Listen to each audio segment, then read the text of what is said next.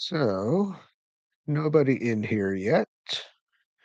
It would be nice if somebody were to come. That way I know that my audio levels are appropriate for the stream. But just going to get into it here. Okay. So, we're talking about 2023 as a year to start real estate photography or not. Now, there are differing opinions on this with the different people who I've asked, but I have a little bit different of a perspective. So, when I recently went to the PMRE conference, it was in Vegas. Um, we didn't talk enough about this, but one thing that I really noticed at the PMRE conference was how many new real estate photographers there were, and they're easy to tell apart because they're young. So, the first time I was at the PMRE conference, it was the PFRE conference in 2019. The majority of real estate photographers there were my age and older. However, this past September, when it was in Vegas, there were a lot of young, new real estate photographers there. So I wanted to make a series of videos. This is going to be the first one. I'm doing it live in case anybody wants to join in and and leave some comments there about whether real estate photography in 2023 is going to be a prudent thing for you to get into. Okay.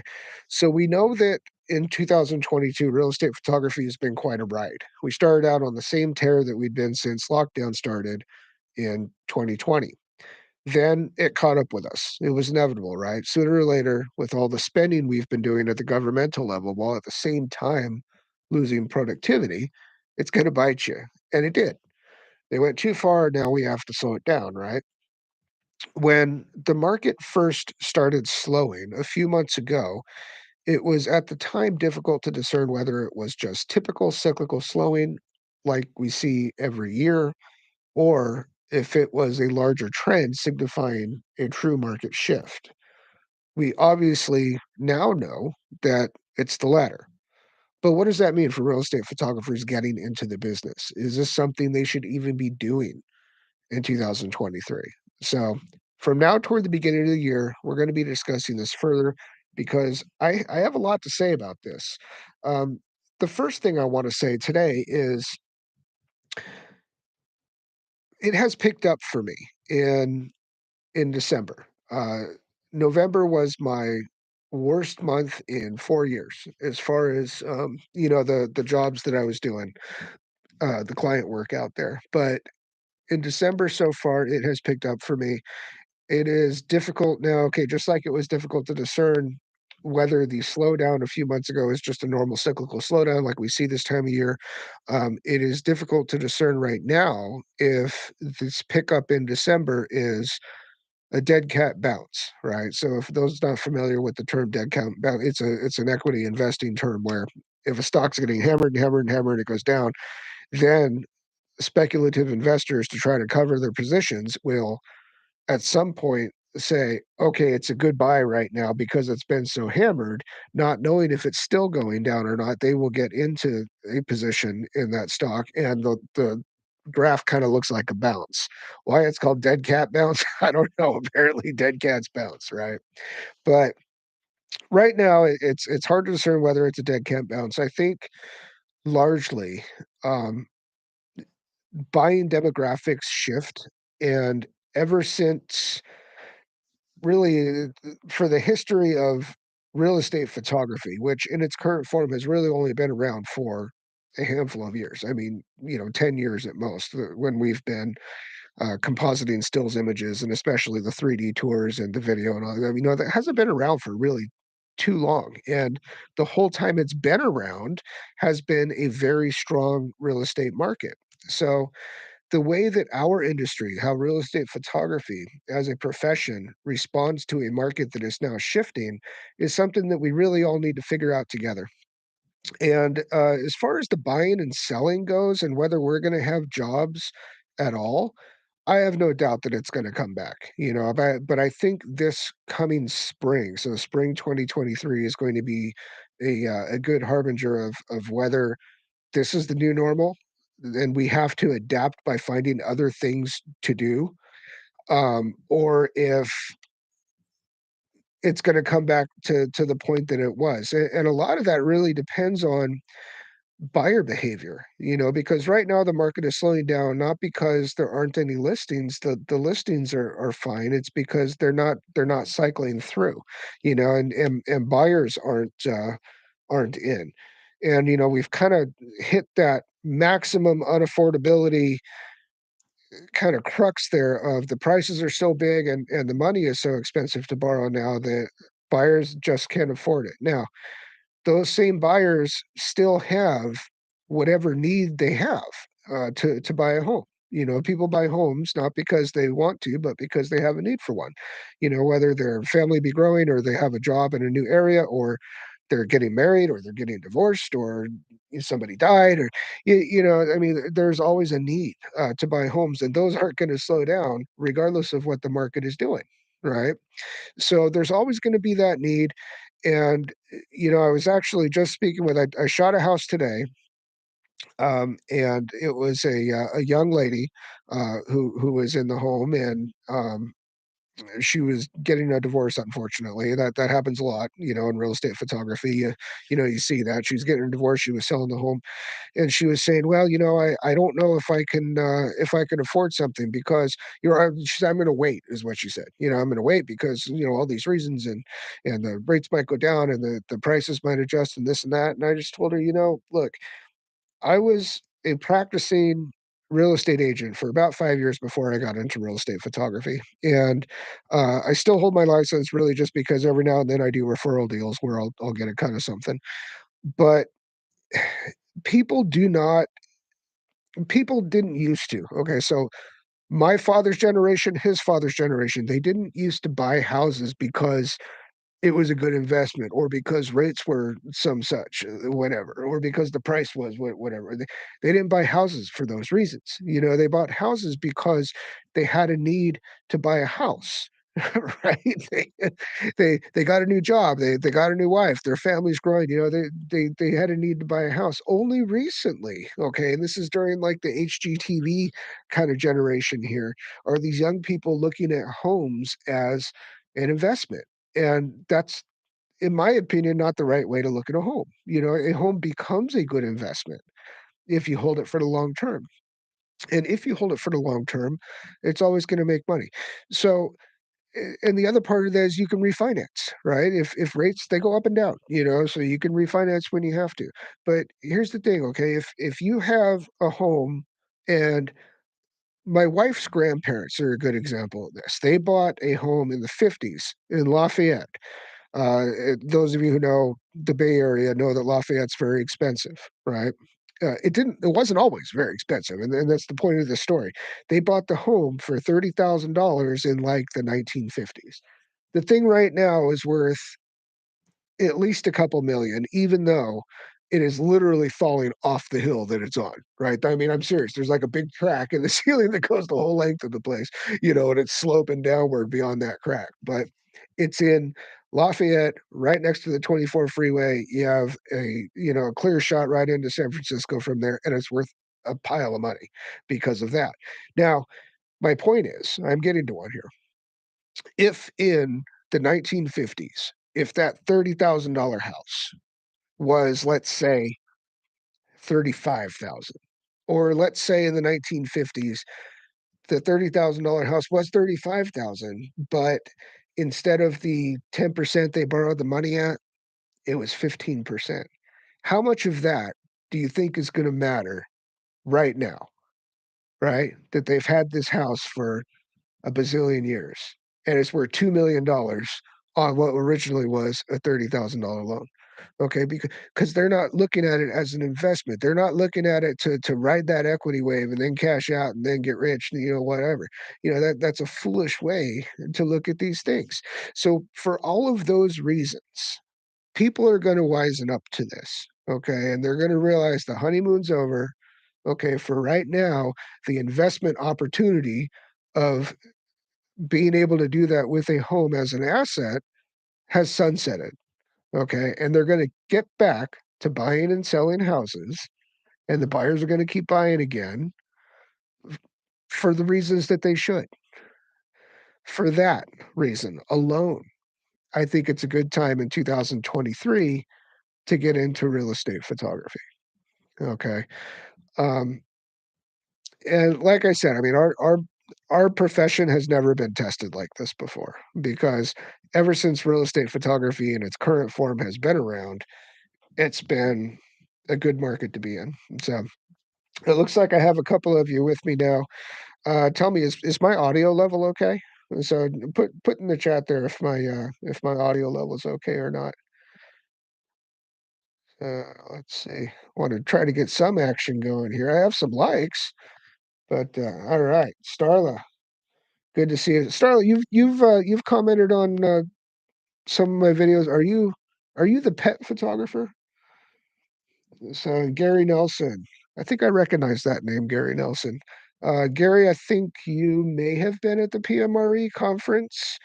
Uh, Starla, no, you're not the pet. I'm confusing you with someone else. Then. So somebody who photographs cats for a living. So, what do you guys think about vacation rental property? Okay. Oh, okay. So you are a real estate photographer, and whereabouts are you, Starla? Where's your market?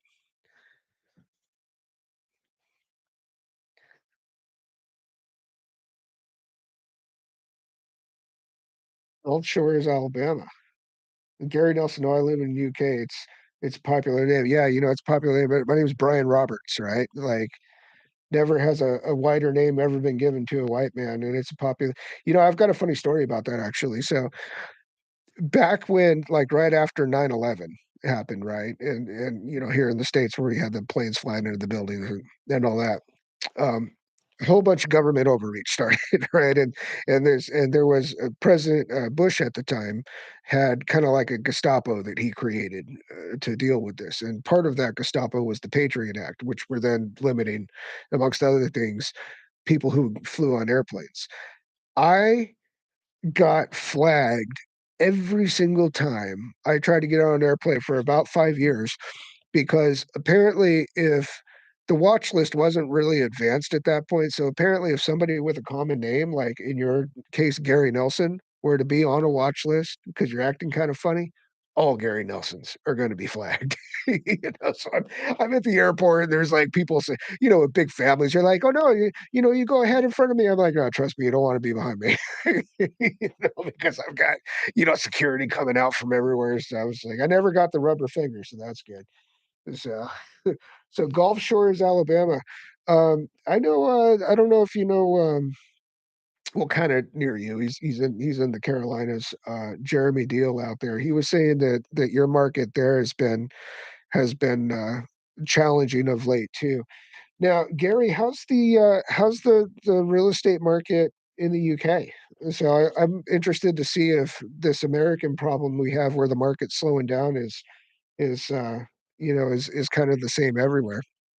So, I think it's going to get back to normal. And like I said, I think the springtime is going to be very symbolic of whether it is. Now, the other thing that's going to be important for all of us is that we deepen our services, right? And so if you don't know video, you got to learn video. You got to learn video. You got to learn 3D tours. That's a video that I have coming up, is going to be on 3D tours. And so I use the Matterport platform, and I have the Pro 2 camera, which is a fantastic camera. They are quite expensive. They're a little bit cheaper now that the Pro 3 has come out. So the Pro 2 is kind of like old hat, right? So you can get one. But it's just, you know, nothing beats the Matterport was obviously the originator of the 3D space, right? And everybody's been gunning for them. Now that could be good or bad, but with Matterport, nothing beats the quality and the usability of Matterport cameras. But the company is unscrupulous at best. So Matterport is a company that sells cameras. That's what they do. And so I have seen reports, and these are well documented, of them actually trying to poach your clients from you if they get a hold of email addresses and things like that, which is, that's something that like can't even fit in my head, right? Like doing that to a client or whatnot. But that's what Matterport has been doing. So let me adjust my mic a little bit here. So okay. But really, they're the best one. I've tried a lot of the other 360 cams and stuff like that, and to no avail. The Matterport is the best. Now, the reason I bring up Matterport is because Jeremy Deal, who I mentioned, and we've been chatting a lot lately about just the industry, and he does not in his market there, um, in in the Carolinas, do many 3D tours. And he says, I have the equipment to do it. It's on my price list. I've done them before. I'm just not getting them ordered. So I think this is a great opportunity for us as real estate photographers, as real estate media creators, to really push the 3D tours. Because here's the thing, it takes almost zero effort to do one of these, right? It's a very set it and forget it, type of a workflow. All of the processing gets done from Matterport. Anyway, I'm talking about specifically here. All of the processing gets done with their own engine, and so you don't have to really do any editing afterwards. It is far and away my highest margin product is Matterport Tours. And here's the other thing that's interesting about that. Um, Nathan Cool, okay, has recently go and watch Nathan Cool's video about Zillow. And he has a bit in there about how Zillow is going to start pushing 3D tours over video. Now that could be a great in for us to go ahead and start talking to agents about getting 3D tours. So let's say Gary Nelson would love to get into real estate photography, taken shots of my homes. It's all taken up by local estate agents. They don't seem to do videos, all done on the cheap unless really expensive, which yeah, you're just not talking to the right agents. I mean, now this may be a fundamental difference. I don't know that, between your market in the UK and where I am in the United States here. But um there are always gonna be agents that wanna do it on the cheap, and they want to, not spend any money. But where I am anyway, I'm in the San Francisco Bay Area. Our market has very much gone to professional photography and professional photographers for the average listing, and so that's great because, obviously, we're photographers, and so now it's expected. And so you're not gonna get the listings if you're doing it on the cheap with crooked, grainy cell phone shots and stuff. So, let's see, what lens do you use for interiors? I use I think I have it right back here. Oh, I'll unplug it. Okay. I have, my main setup for interiors is the Sony Alpha 1. I've got a battery grip on it, flash trigger. This is the 16 to 35 G Master lens. And it's great. It's super low distortion, especially when used on the Sony bodies that have the profile corrections on board. It's super sharp. It's a pretty old lens now, actually. It's I think about a 5-year-old lens, the design of it. I have a couple of them because I have other photographers helping out and working for me during the busy seasons. I don't know if that'll still happen this coming year, but I have a couple of them that, I really enjoy it. It's a fantastic lens. It's been my workhorse for many years. I couldn't imagine a better lens than that. So I also have, okay, because this past year I'd been um, going back and forth seeing if I can get into the Canon system. And so I have an R5C and I have the 15 to 35 RF lens for it. Um, and I made a whole video about this too, by the way. If you look on my recorded videos a few back, I did a really exhaustive comparison on real estate photography, specifically between the Canons and the Sonys. And I go over everything. I go over the lenses and and the different systems and how they tether to the iPad and and stuff like that. But the 15 to 35 RF is the thing about it is it's impossible with those 2 lenses, so the 16 to 35 and the 15 to 35 Sony versus Canon, it's impossible to separate those lenses from their native camera systems, and that's why is this microphone shaking? Um, and that's really a thing, so I enjoy the Sony system better. Um, Canon I like the images straight out of the camera better with the Canons. I definitely do. I think the colors are a little bit truer and a little bit nicer than the Sonys. The green's always hot with the Sony. That green channel and that yellow channel, if you decrease the luminance a little bit, it's gonna be better. The Canons just especially how they render green, just seems to be a little bit more natural looking, straight out of camera. And the RF lenses are a bit sharper and punchier than the G Master lenses. And I have several of each, but like I said, it is very difficult to discern these things because the 2 camera systems are so different, the way they work, the Canon and the Sony. In my experience, primarily shooting Sony for several years and then trying to get into the Canon, so I got an R5 and I got an R5C, and I was using them side by side for a few months with each other, trying to sort out what's what. Um, the Sonys are just better and easier to use than the Canons for what I do, so take that for what it's worth. What was it? Ever thought about the Sigma and Tamron equivalent? I've had both, right? So not equivalent, but I've had both Sigma and Tamron lenses. Still have a Sigma lens, the 1835 1.8 APS-C lens. It's like a cockroach. Everybody's got one. Um, I've had other what else have I had? I've had a Sigma. I guess I have had an equivalent. I've had the 1435 or 1424 or 1435 2.8 Sigma, I think it is. And it was nice. I liked it. I just like the G Master a little bit better. Tamron, I don't like Tamron lenses. I've had one. It was the 28 to 70 2.8. Um, I just didn't think it was good. I always thought it was soft. The colors were a little weird. Uh, it's plasticky. I don't know.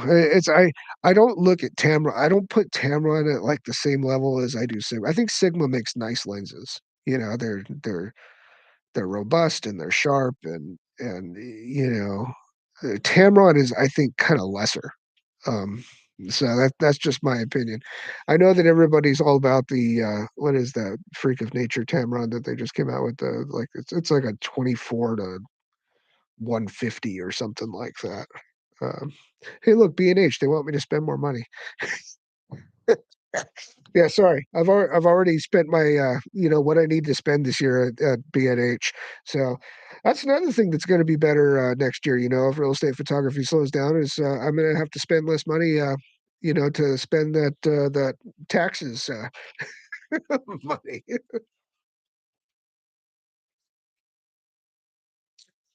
All right, we got 6 people on board now. Anybody else have any? Oh, you know what? Starla. I don't know if you're still there or not. How is the market with vacation rentals there? I met somebody recently at the PMRE conference who does primarily vacation rentals up in the Pacific Northwest. He's in like Oregon Coast, Washington. I think Oregon Coast. He said, and his business was still okay. When the rest of us have been talking about our business really slowing down. I do more with the private owners through referrals. You know, I, I've done quite a few actually, like Airbnb type of stuff before. Um, half and half. I don't like dealing with owners. Honestly. Owners are so incredibly picky, more so than an agent, and I think the difference is because an agent understands the end goal. You asked that they not be present. Yeah, how's that go for you? So, I know. It's funny because, somebody else, recently said, "Well, this past year, so far so good. This past year, I made it a policy that everybody has to be clear of the property 10 minutes prior to me showing up to shoot, all animals be gone, all cars out of the driveway and everything, and, the most I ever see people now," he said, "is when I've got the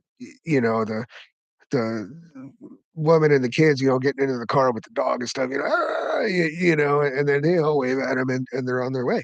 And, uh, and I said, "Gosh, I would love that." I mean, that sounds sweet, because we all know that when a house is empty, it's so much easier, to go and shoot it than if you got people in the way, and then especially if you got people in the way and there's stuff in the way, the whole like, "Hey, I'm just gonna move stuff around in front of you."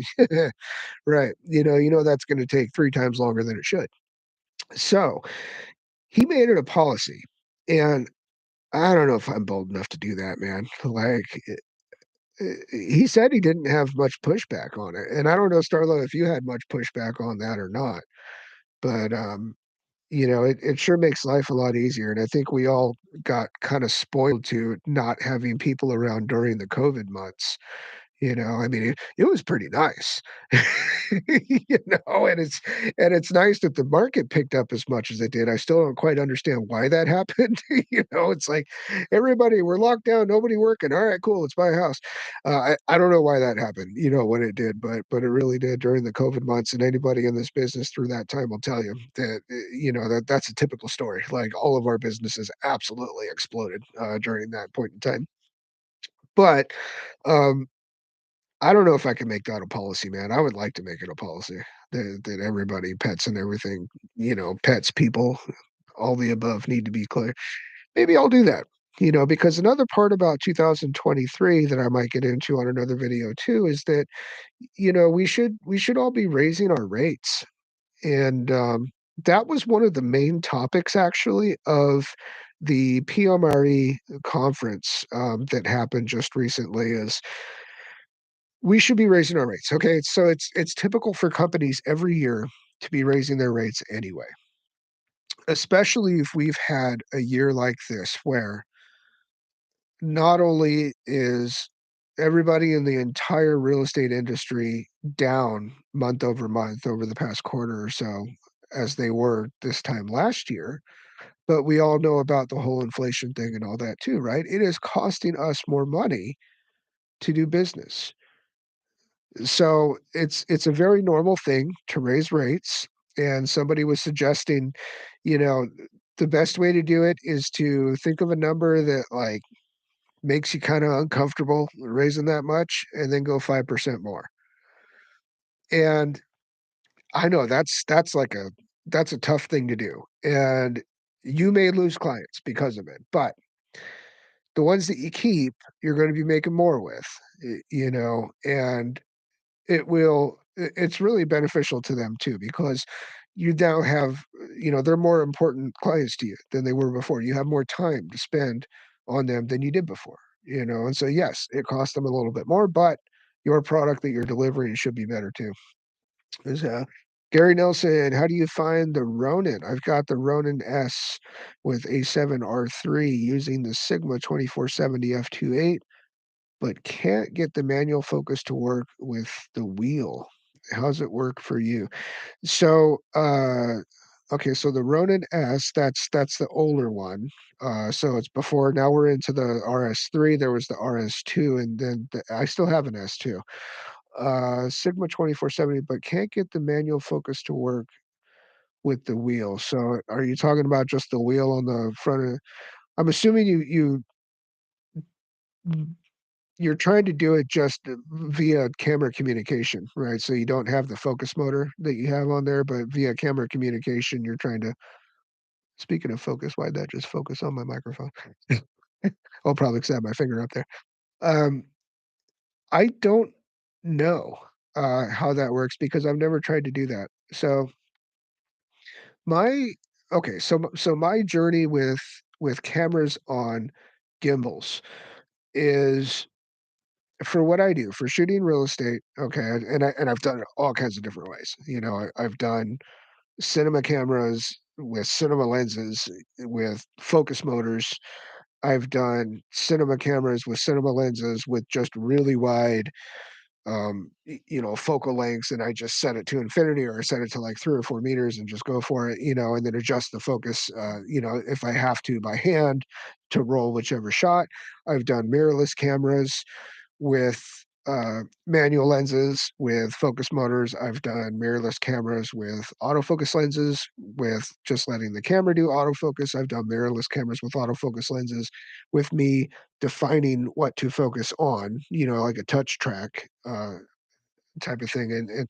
And that's where I've landed these days. Okay. So I do the majority of my real estate video I will do with the Sony A7S III, which is what I'm shooting this on right now too. And this A7S III, I like to bash on that camera because there are some quite bashable things about that camera, but it does a lot really, really well. And one of the things that it really does well is you can have it on a gimbal. In my case, I use the RS2, DJI RS2, and it's really good in that it tracks whatever you touch on the screen. So the touch tracking on the Sony cameras is better than it's better than the Canons because I've tried to use the Canons the same way, and it's just not as reliable. So what that allows me to do, okay, is let's say I have a shot of a family room. And in this family room, there is a coffee table, and there's a vase of flowers on the coffee table. In order to with the A7S III, you really wanna stay at these base ISOs, right? And so you're shooting S-Log3 in 10-bit. You wanna stay at ISO 640, or if you have to, go up to that second native gain stage at 12,800, but you really wanna stay at 640 if you can. So how are you gonna do that? Well, you only have a couple options. You can open up the iris and, let a lot of light into the sensor, and your depth of field now, because obviously we're talking about a full frame camera, is going to get very shallow, or you can slow down your shutter speed, and then you have to move like a Tai Chi master, to make it not like blurry and all that. So I do both things. I have no problem going to like a 360-degree shutter, right? So if I'm shooting 4K 60, I'll have a 1/60th shutter speed if I know that the shot that I'm getting is going to handle that, right? So if I'm doing a very slow, type of motion, there's nothing wrong with that, and nobody would ever know that that's what I did unless I told them that that's what I did. And so I have no problem doing that. And it also with that, it gets into like how slow motion is interpreted and you're slowing it down anyway, So anyway, it's a different conversation for a different day. But my point is with the A7S III, okay, what I typically will do in that is to stay at that 640 base ISO. I will open up the iris to like 2.8 f4, something like that.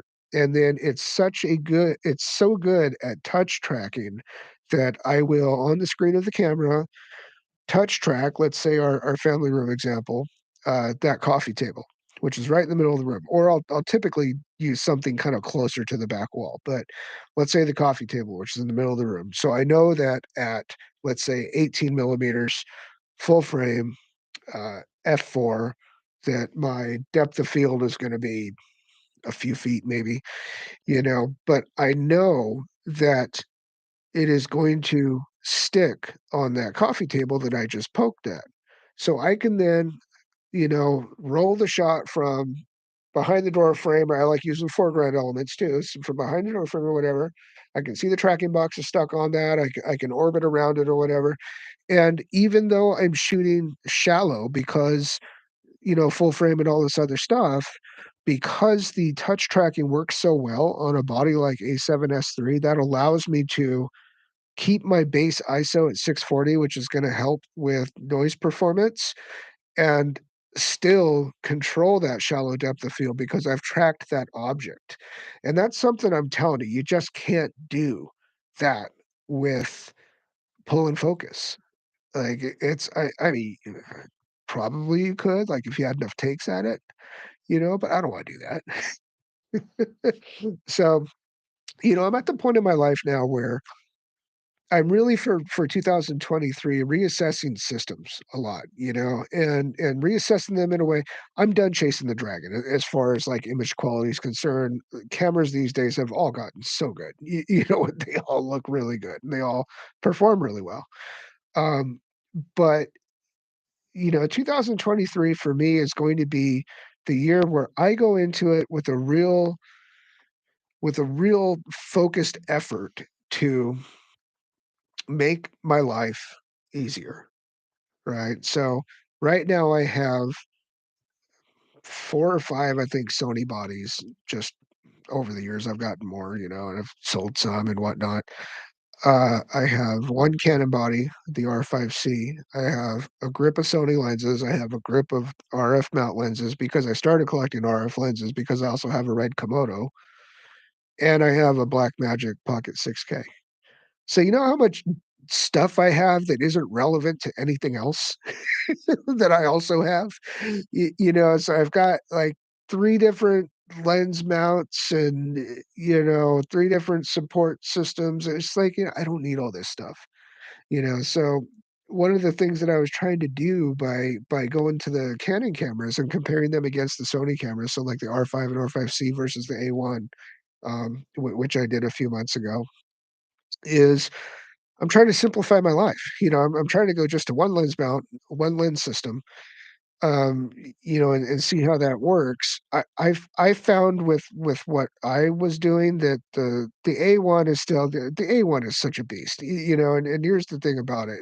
It's excuse me, I was watching Tony and Chelsea Northrup's video just that they did like yesterday or the day before about the best cameras and lenses and such in 2022. And they even said it. They said, "You know what? In a world where Z9s and Canon R3s and stuff are out there, like, the A1 could still win, and it's a 2-year-old camera." I mean, there's some things that it does, like the 1/400th of a second, maximum, mechanical flash sync.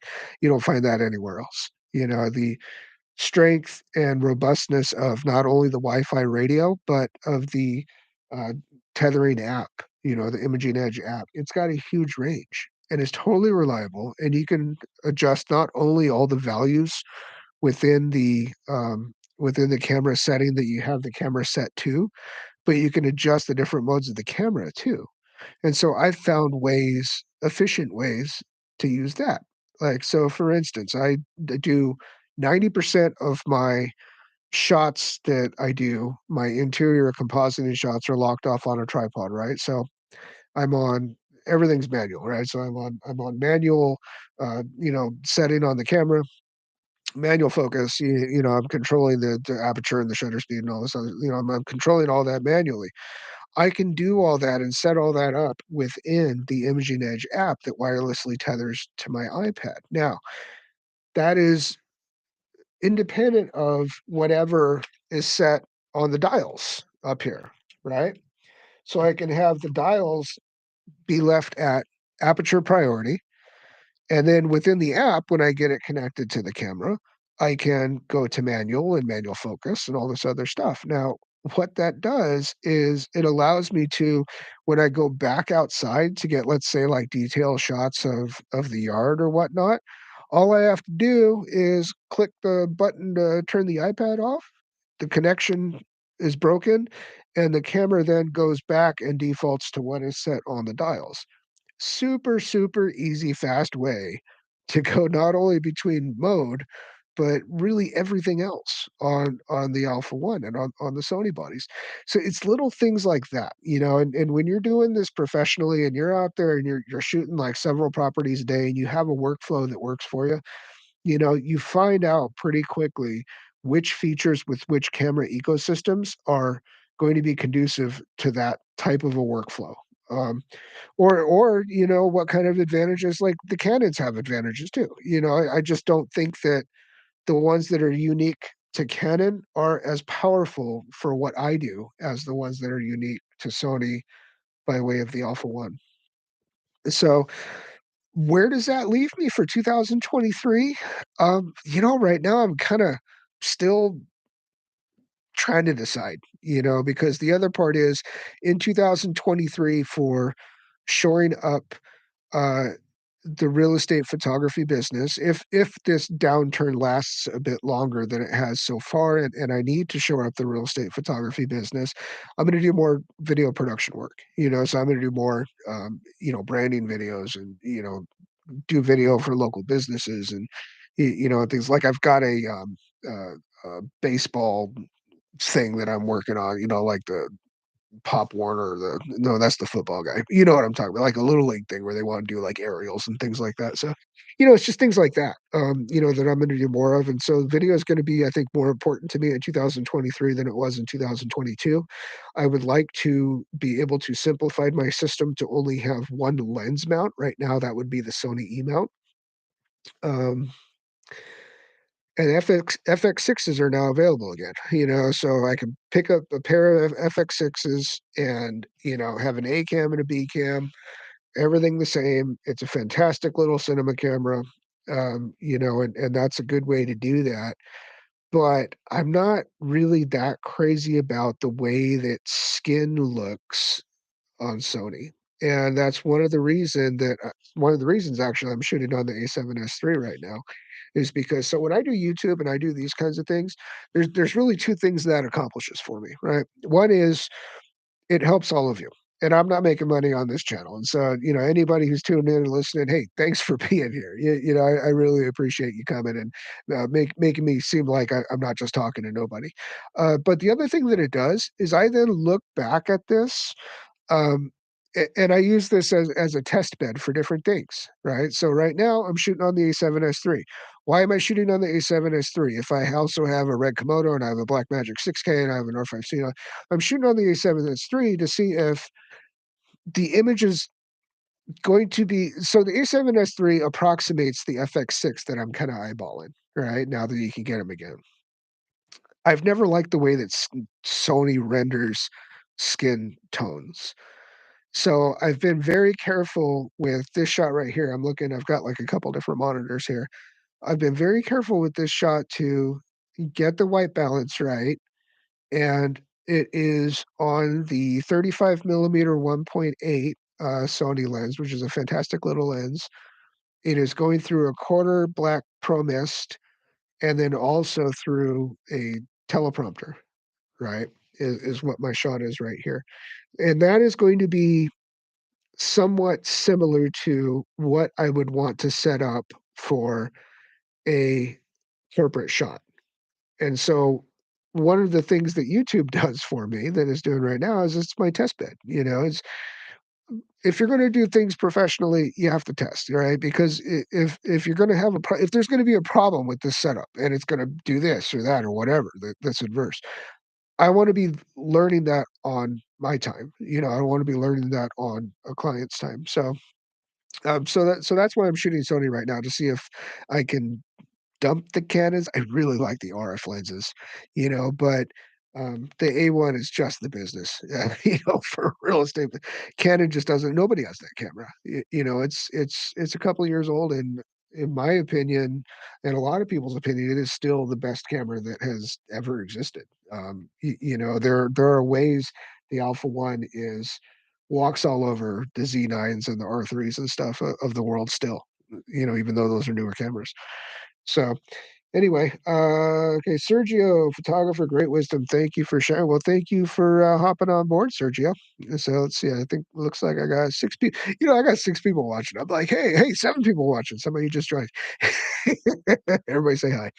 So what's funny about this is like now my YouTube channel is I've got, I don't know, I think it's like 1,400 subscribers or something like that.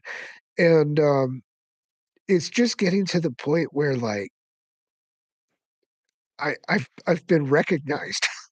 So I go to the PMRE conference, and it's funny, my wife went with me. It was in Vegas a couple months ago, and I'm walking in, and the first thing that we're gonna be doing there is there's like a happy hour cocktail thing at a bar, right, before the conference starts. So, like, the night before everybody's arriving and such, is come do this cocktail hour thing. It was hosted by, Ario, which is a great platform for, delivery. You should check it out. And I was walking up there to the bar with my wife, and I said, I wonder if I'll be recognized, because here's the thing, there isn't any room in the world that outside of this one, where it's a bunch of real estate photographers, that I would be recognized, and it's never happened, but since I was here last a few years ago, my YouTube channel has grown a lot, and I'm assuming that most of the people who are subscribed to me are real estate photographers because that's the subject matter I cover. And she goes, "Yeah, I think you will." And I said, "Yeah, I think I will too." But I don't think it'll happen a lot, but I think maybe within the course of the week, of the few days we're here, it'll happen. Somebody will. So we walk up to the bar, and we're not like it's kind of it's kind of like a split level, right? So you walk up the stairs into the bar, and all of a sudden there's like three people that, "Oh, hey, yeah, I watch your videos," and I felt like such a stud, like, in front of my wife that happened. It's like a very paparazzi moment, but at the same time, it's like I was talking, later on to, Rich Baum, which most of the people who subscribe to my channel probably know who Rich Baum is. He's at these events too, and he has a much larger audience, than I do, like, I don't know, like 30, 40,000 or whatever, and I was talking to him later at that same night, and I told him that, I'm like, "Hey, man, I feel like, YouTube famous, because like one person, like three people or whatever it is recognize me, and he's and I go, how do you do? I mean, is does it always like feel this cool?" And he tells me, he's like, "No, man, it's a pain in the ass."